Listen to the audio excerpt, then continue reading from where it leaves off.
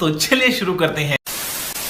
तो संगवारी हो, मैं आज जाता हूँ खेत। मैं मोर भाई और मोर पापा जाता हमन खेत। तो आवा देखथन खेत में का होते। हमन खेत पहुँच गए तो हमन थोड़ा सा काम कर लेथन।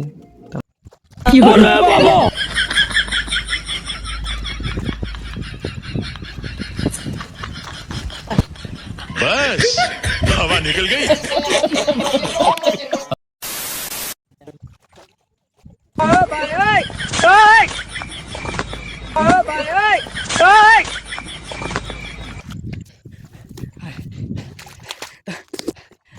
हो गया हमारा आज के काम।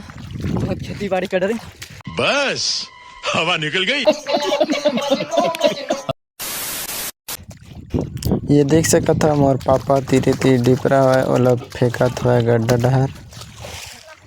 मोर भाई ज़्यादा पावर लगा के अकेला ही खींचत है, अकेला मतावल करत है। भाई आज गोलर बन गया। काम करे वाला तू देने वाला नहीं। काबर सकल से भी बैठा। मेरा भाई बैला वो लाल बैला असन एक खुद लाल बैला बनी देख सकते जली ना तेरी भी जली।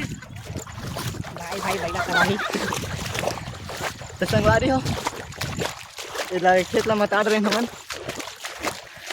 अब आबो थरा लगाबो और हमार थरा दूसरा लाइन नहीं पड़े काबर की ये हमार थरा अच्छा धान थरा है। मस्त दिखा थे, देख सकते हो।